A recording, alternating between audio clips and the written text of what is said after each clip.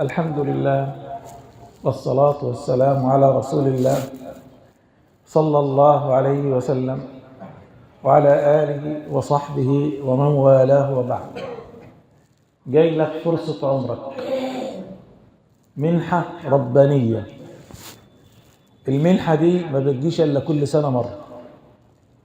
لو أدركت المنحة دي اعرف إنك من الفائزين ومن الناجين من النار في يوم الدين.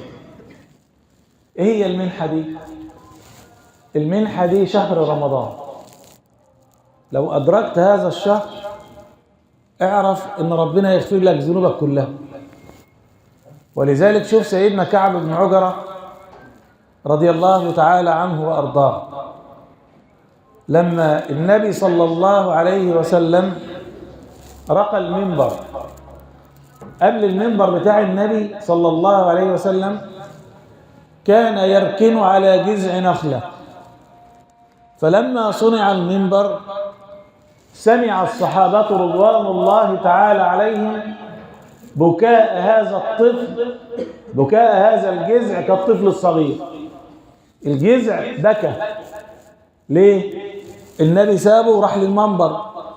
فالجذع في رواية يبكي كالعشار، يعني الناقة العشراء، العشر يعني صوتها عالي الناقة دي.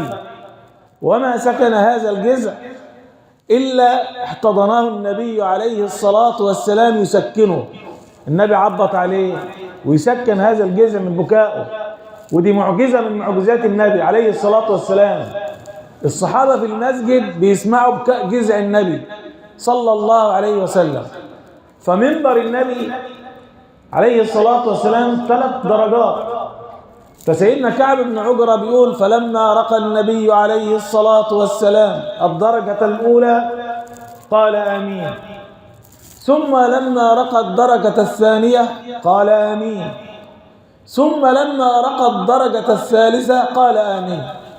كل ما يطلع درجة من الدرجات ال3 النبي عليه الصلاة والسلام يقول آمين. فالصحابة تعجبوا وسألوا النبي عليه الصلاة والسلام: انت يا رسول الله بتقول آمين ليه في ال3 درجات؟ شوف الإجابة عشان تفهم الأعمال دي كويس وتحافظ عليها في شهر رمضان. النبي صلى الله عليه وسلم ذكر 3 أعمال. ايه هو العمل الأول؟ قال: جاءني جبريل فقال: بعد من أدرك شهر رمضان ولم يخرج مغفورا له، قل آمين. قلت آمين. يعني أبعده الله تعالى عن الجنة لما يدرك شهر رمضان وما يطلعش مغفور له. دي الأولانية. الثانية قال: بعد من سمع اسمك ولم يصلي عليك فقل آمين، فقلت آمين. أما الثالثة فقال له جبريل عليه السلام: بعد من أدرك أحد والديه أو كلاهما ولم يدخلاه الجنة قل آمين، فقلت آمين. يبقى أول حاجة إيه؟ شهر رمضان. ليه شهر رمضان؟ شوف النبي عليه الصلاة والسلام يقول لك إيه: من قام رمضان إيمانا واحتسابا غفر له ما تقدم من ذنبه. من صام رمضان إيمانا واحتسابا غفر له ما تقدم من ذنبه. من قام ليلة القدر إيمانا واحتسابا غفر له ما تقدم من ذنبه. ولذلك بيسموا شهر رمضان إيه؟ شهر الغفران.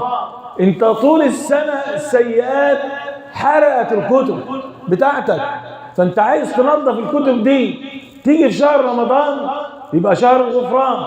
ولذلك شوف النبي عليه الصلاة والسلام يقول لك ايه: الصلوات الخمس والجمعة إلى الجمعة ورمضان إلى رمضان مكفرات لما بينهن ما لم ترتكب الكبائر. يبقى شهر الغفران ده منحة ربانية ولا لا؟ يبقى ربنا راضي عنك لما يديك طولة العمر وتدرك شهر ايه؟ رمضان. لازم تخرج مغفور ذنوبك، كل سيئاتك في الشهر ده بتمحوها. طب في حاجة كمان أقول لك إيه هي؟ هذا ما نقول في اللقاء القادم إن شاء الله. وصلى اللهم على نبينا محمد وعلى آله وصحبه وسلم.